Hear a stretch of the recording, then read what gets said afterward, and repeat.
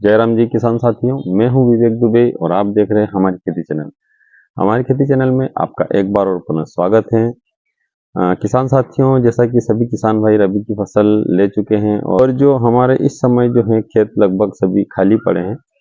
अब इन खाली पड़े खेतों में जो हम हमारी फसल लेने के बाद जो अवशेष बचते हैं उनको किस तरीके से सड़ाएं, आज की वीडियो का हमारा मुख्य विषय यही रहेगा। तो आशा करता हूं कि आप काफ़ी समय बाद वीडियो बना रहा हूं और आपके उत्साह के ऊपर ही वीडियो बनता है, आपके लाइक सब्सक्राइब के ऊपर ही वीडियो बनता है। अगर आप ज़्यादा से ज़्यादा वीडियो को शेयर करेंगे तो मुझे और भी कई ऐसे बहुत सारे विषय हैं जो अभी हम इस फ्री समय में अगर उनको जो हम उनका ज्ञान संग्रह करेंगे तो कहीं ना कहीं हर किसान भाई के वो काम का रहेगा। और किसान साथियों, सबसे पहली बात तो ये है कि जो भी मैं वीडियो बनाता हूँ इसके लिए काफ़ी मेहनत लगती है, काफ़ी कुछ अध्ययन मैं भी करता हूँ और उसके बाद ही आप तक ये कुछ जानकारी मैं पहुँचाने का प्रयास करता हूँ। चलिए शुरुआत करते हैं आज के वीडियो के जो मुख्य विषय हैं। जो किसान भाई अभी लगभग रबी की फसल ले चुके हैं और फसल जो अवशेष हैं उन अवशेषों को सड़ाने का सही तरीका क्या है, किस तरीके से हम उन अवशेषों को सड़ाएं जिससे हमारी खेती की उपजाऊ क्षमता भी बनी रहे, उसमें सभी पोषक तत्व की पर्याप्त मात्रा बनी रहे। तो देखिए किसान साथियों, जो भी हमारी फसल होती हैं वो भूमि से जो सभी पोषक तत्व ग्रहण करती हैं और वो पोषक तत्व उसके डंठल में, पत्तियों में, दानों में, लगभग उसके सभी अंगों में कहीं ना कहीं किसी न किसी रूप में विद्यमान रहते हैं। अब जो हम हमारी फसल में से जो मुख्य भाग हैं, जो दाने हैं, वो तो हम उनको निकाल लेते हैं, लेकिन जो जो इसके अलावा जो हमारा जो रॉ मटेरियल होता है, यानी कि जो पत्तियां और डंठल रहती हैं, कई किसान भाई या तो उनको जला देते हैं या उनको खेत से बाहर कर देते हैं। जैसे गेहूं वगैरह कटाई के बाद उनको पराली रहती है, उसको किसान भाई जला देते हैं। लेकिन अगर हम इस चीज़ में थोड़ा सा अपनी तरफ से प्रयास करें, जो अपने खेत में हकाई करके जो फसल अवशेष को सड़ाने का जो तरीका आज वीडियो में बताने जा रहा हूँ। और किसान साथियों, जैसा कि अभी जो हमारी वर्तमान की खेती है वो लगभग सभी रासायनिक खाद या रासायनिक दवाइयों के ऊपर ही निर्भर है, क्योंकि हर किसान भाई जो है वो गोबर की खाद इतना हर खेत में उपलब्ध नहीं करा सकता है। तो जिस खेत में आप गोबर की खाद, मान लो आपके पास 10 बीघा खेती है और अगर आपने 2 बीघा में पर वर्ष प्रति वर्ष आप गोबर की खाद डालते हो तो 2 से 4 बीघा का ये भी टारगेट रखो कि मुझे इसमें फसल का अवशेष सड़ाना है। तो किसान साथियों, आज का मुख्य विषय हमें यही है कि हमें ही ये करना होगा।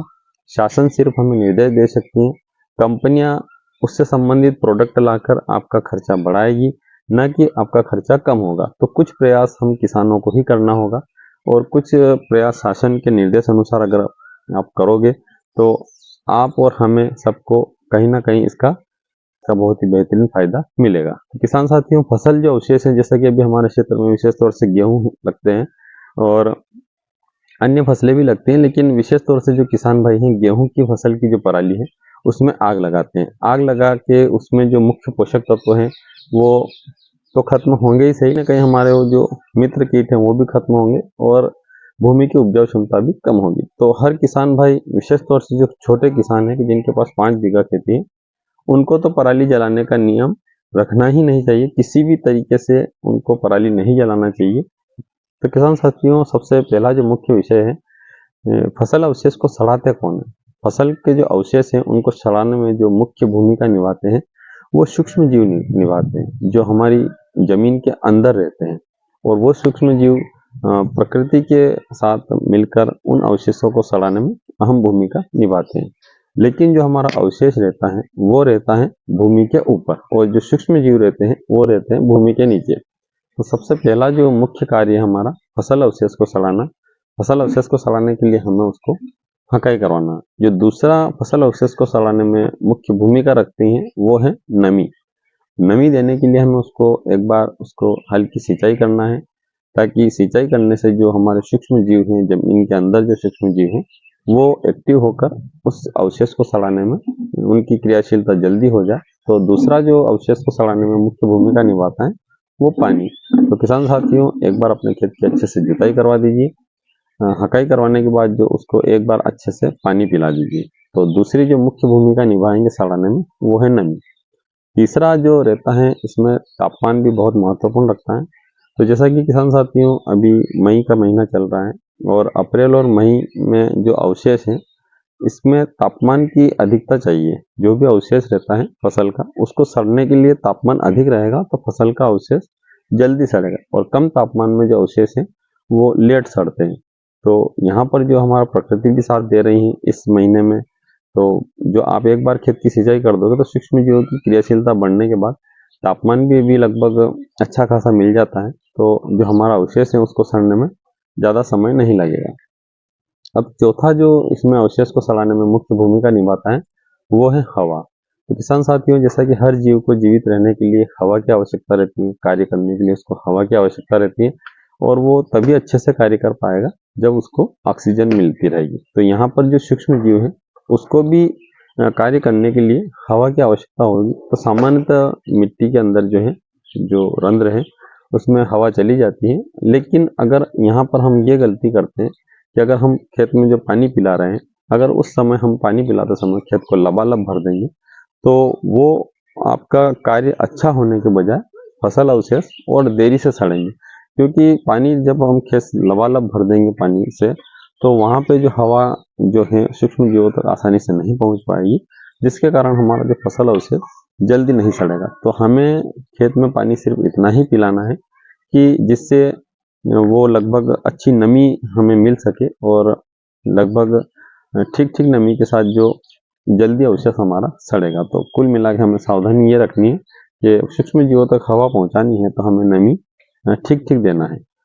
तो ये कार्य आपको सिर्फ इतना सा करना है कि खेत की हकाई करके उसमें एक बार खेत पिलाना है। इससे आपके दोहरा फायदा होगा।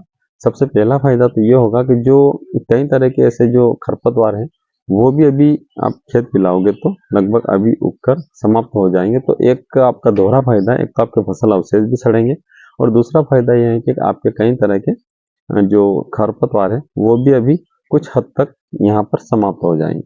तो किसान साथियों, हमें पराली जलाने के बजाय अगर आप ये विकल्प करोगे तो बहुत ही बेहतरीन है। इसके अलावा भी एक और बहुत ही बेहतरीन विकल्प है जो किसान भाई मार्केट में जो आजकल डीकम्पोस्ट आता है। डीकम्पोस्ट जो है लगभग उसमें सूक्ष्म जीव ही रहते हैं। तो आप अगर खेत पिला ही रहे हो और आप चाहते हो कि मेरे खेत में पराली है या जो फसल के अवशेष हैं वो जल्दी से जल्दी सड़े, तो आप चाहें तो इस विधि का उपयोग भी कर सकते हैं। मार्केट में डीकम्पोस्ट करके आता है, वेस्ट डीकम्पोस्ट, उसमें रहता कुछ नहीं, उसमें सूक्ष्म जीव रहते हैं। उसका कुछ विशेष विधि द्वारा ड्रम तैयार करके आप वेस्ट डीकम्पोस्ट का स्प्रे करके भी अपने खेत के अवशेष को अवशेष हैं उनको जल्दी से जल्दी सड़ाकर इस क्रिया को बहुत ही बेहतरीन तरीके से कर सकते हो। तो किसान साथियों, अगर हमारा इस छोटे से प्रयास से अगर हम जो हमारी भूमि की उपजाऊ क्षमता बढ़ा सकते हैं, साथ ही साथ उसमें कई तरह के पोषक तत्व की पूर्ति भी कर सकते हैं, तो अगर हमारे इस प्रयास से हमारी भूमि सुधरती है, तो हर किसान साथियों से मेरा यही निवेदन है कि वो और उसको डीकम्पोस्ट ही करना है। किसान साथियों, यही मेरा निवेदन है आपसे। एक बार और वीडियो को लाइक, सब्सक्राइब और शेयर करना ना भूलें। अगले भी वीडियो में इस फ्री समय में आपको जो फर्टिलाइजर से संबंधित बहुत सारी ऐसी जानकारियां हैं जो किसान साथी गलती करते हैं, और उन गलती के कारण हमारा खर्चा तो बढ़ता है लेकिन हमें उसका अच्छे से लाभ नहीं मिलता है। तो आगे भी मेरे एक से एक बहुत ही बेहतरीन वीडियो आने वाले हैं। बस आपका साथ चाहिए। आपके लाइक सब्सक्राइब से मुझे मोटिवेशन मिलता है, वीडियो बनाने के लिए मुझे प्रेरणा मिलती है। वीडियो में बने रहने के लिए धन्यवाद। जय श्री राम।